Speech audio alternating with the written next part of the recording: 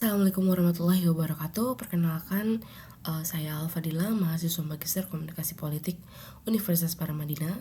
Presentasi ini saya sampaikan dalam rangka ujian akhir semester mata kuliah Komunikasi Pemerintah dan Kelompok Masyarakat Sipil. Topik yang saya angkat dalam kesempatan ini adalah studi kasus strategi framing dalam komunikasi pemerintah, khususnya terkait penayangan video capaian pemerintah di jaringan bioskop Indonesia. Khususnya capaian kinerja pemerintahan Prabowo Indonesia Maju di penayangan bioskop sebelum film dimulai. Analisis ini menggunakan perspektif strategi framing dalam komunikasi politik sebagaimana dikembangkan oleh Hallan dan diperkuat dengan dinamika komunikasi digital. Fokus presentasi ini bukan hanya pada isi pesan pemerintah, tetapi pada bagaimana pesan tersebut dibingkai, ditafsirkan, dan dipertandingkan dalam ruang publik digital.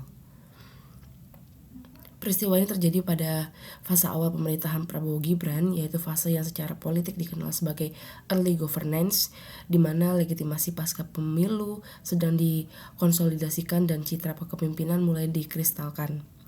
Pada fase tersebut, setiap pesan yang keluar dari pemerintah bukan sekedar informasi administratif, tetapi menjadi indikator watak kekuasaan, arah kebijakan, dan gaya komunikasi yang ingin diproyeksikan kepada publik. Strategi pemerintah menggunakan bioskop, menjadikan bioskop sebagai wadah adalah langkah yang relatif tidak konvensional dalam komunikasi pemerintahan. Ini menunjukkan keberanian keluar dari kanal tradisional seperti media arus utama dan konversi pers.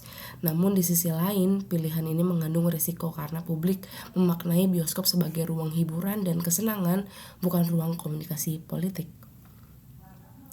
Penayangan berlangsung pada periode September hingga Oktober 2025 melalui jaringan bioskop nasional.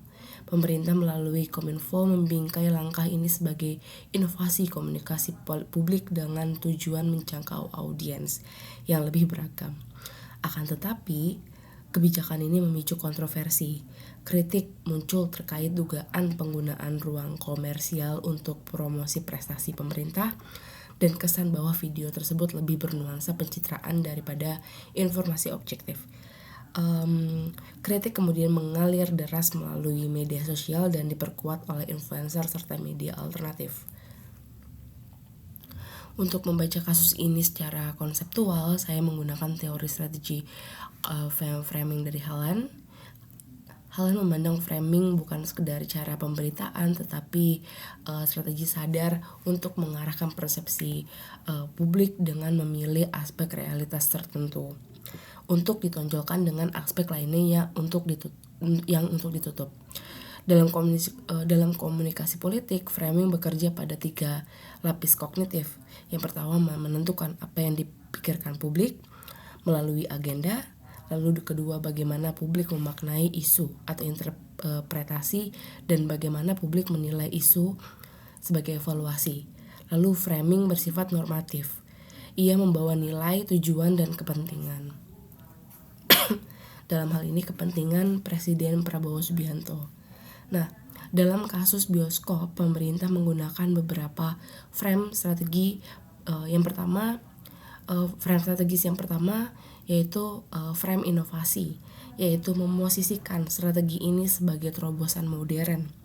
Yang kedua, frame capaian, yaitu menonjolkan keberhasilan sebagai nilai intrinsik yang layak disosialisasikan.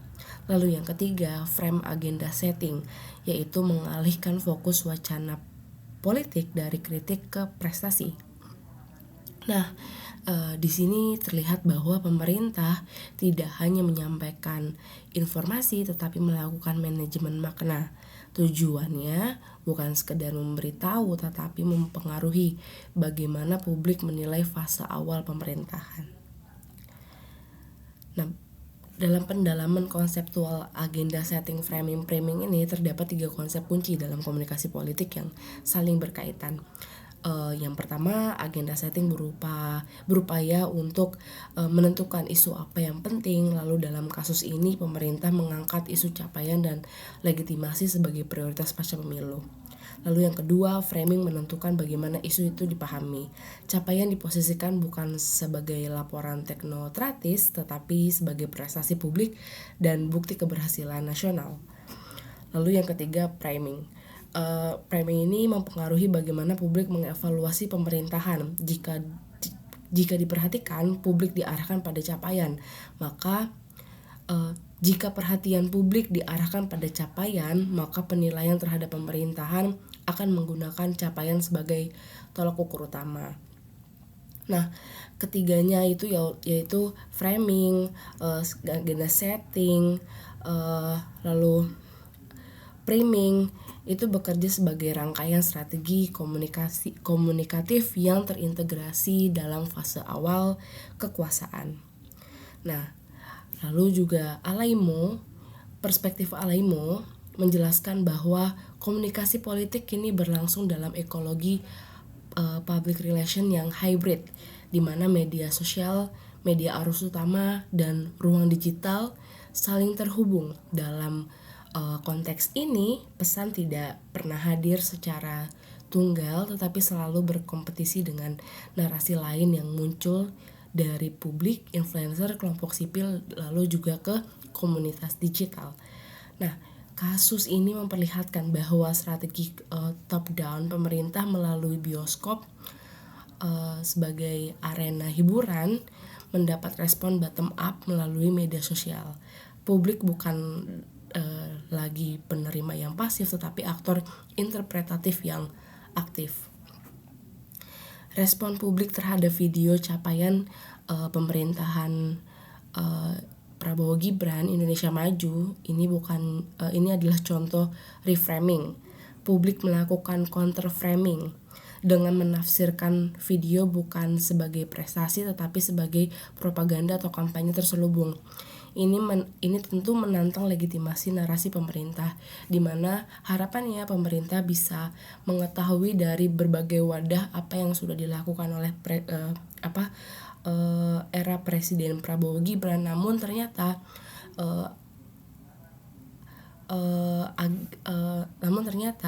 marketing politik itu membentuk reframing baru yang dibuat oleh masyarakat melalui media sosial, media digital, di mana publik membingkai bahwa rasanya tidak lazim jika ranah entertainment itu diikut campurkan atau dilibatkan dengan ranah politik, karena publik merasa tidak punya ruang untuk kehidupan selain berpolitik gitu. Nah,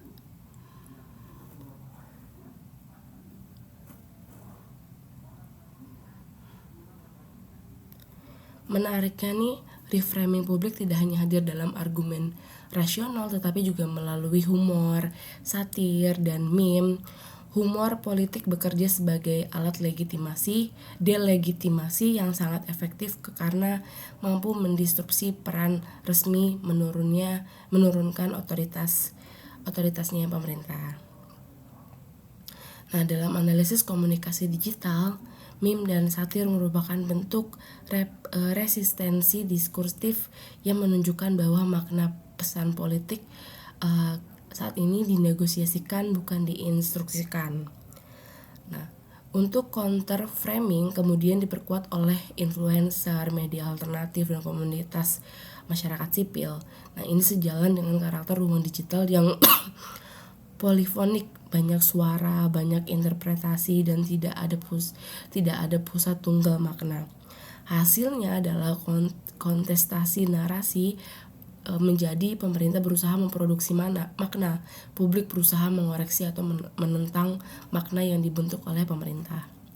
Studi kasus ini menunjukkan bahwa inisiatif proaktif pemerintah dalam komunikasi politik tidak otomatis menghasilkan legitimasi politik.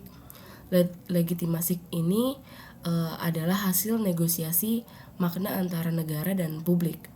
Framing pemerintah selalu memiliki risiko karena media sosial menyediakan ruang untuk reframing publik secara cepat, spontan, dan viral.